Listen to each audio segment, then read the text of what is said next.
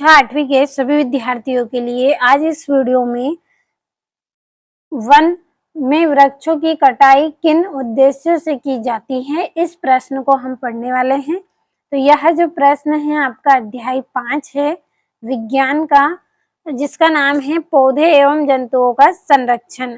तो अध्याय 5 का आज हम प्रश्न पढ़ेंगे, जिसमें आपको बताना है कि वन में वृक्षों की कटाई किन उद्देश्यों से की जाती है। तो जब वन होते हैं वहाँ पे जो अधिक संख्या में पेड़ पौधे होते हैं, कई प्रकार के पेड़ पौधे वहाँ पे होते हैं, तो उनको जब हम काटते हैं तो किन उद्देश्य से काटते हैं, क्या विचार हमारा होता है उस समय वृक्षों को काटने के लिए, क्या सोचकर हम वहाँ से वृक्षों को हटाते हैं।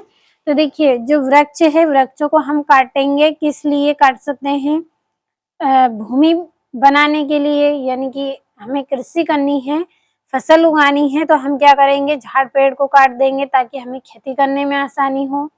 या फिर क्या करेंगे, उस जगह पे घर का निर्माण करेंगे, या फिर घर बनाने के लिए हमें लकड़ी की आवश्यकता होती है, या फिर अन्य कार्यों के लिए लकड़ी जलाने के लिए हमें आवश्यकता होती है, इसलिए भी हम क्या करेंगे, वन को काट देंगे।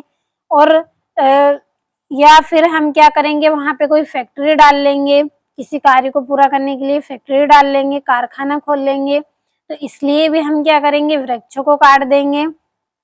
फर्नीचर बनाने के लिए, इसलिए भी हम क्या करेंगे, जंगल को वहां से काट देंगे, यानी कि जो जंगल में अनेक तरह के वृक्ष हैं उनको हम काट देंगे। तो इस तरह से हम क्या करेंगे, इन उद्देश्यों को लेकर वन को काट देंगे, यानी कि वन में जो वृक्ष हैं उनको काट देंगे। तो चलिए पहला पॉइंट भी समझते हैं कि कृषि के लिए भूमि प्राप्त करना। पहला उद्देश्य हमारा क्या रहेगा, कृषि के लिए भूमि प्राप्त करना, हमें वहाँ पे खेत बनाना है जिसमें फसल उगानी है, तो इसलिए हम क्या करेंगे, वन में जो वृक्ष हैं उनकी कटाई कर देंगे। तो कृषि के लिए भूमि प्राप्त करना, यानी कि हमें फसल उगानी है, इसलिए हमें भूमि तैयार करनी है, इसलिए भी हम वृक्ष को काट देंगे। ये पहला हमारा उद्देश्य हो गया। दूसरा है घरों एवं कारखानों का निर्माण के लिए, या तो हम उस जगह पे घर का निर्माण कर लें, या चाहे तो हम वहाँ पे कोई फैक्ट्री डाल लें। तो इस तरह से हम क्या करेंगे, वृक्ष को काट देंगे। तो दूसरा उद्देश्य आपका हो जाएगा यहाँ पे घरों एवं कारखानों का निर्माण करने के लिए।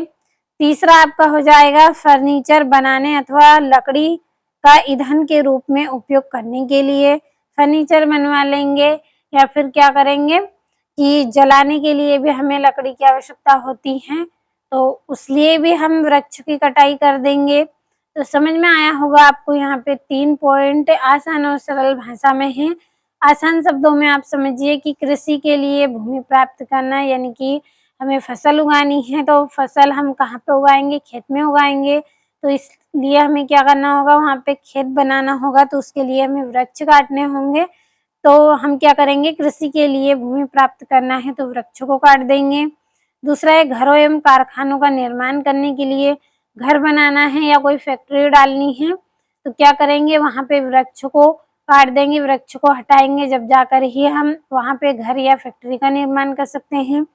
फर्नीचर बनाने तथा लकड़ी का ईंधन के रूप में उपयोग करने के लिए भी फर्नीचर तैयार करनी है, या फिर लकड़ी हमें जलाने के लिए चाहिए, तो उसके लिए भी क्या करना होगा, वृक्षों को काटना होगा, जब जाकर ही हम क्या कर सकते हैं, हमारे कार्य को पूरा कर सकते हैं।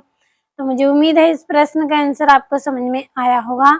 आसान और सरल भाषा में लिखा है, साथ में समझाने का प्रयास भी मैं आपको कर रही हूँ।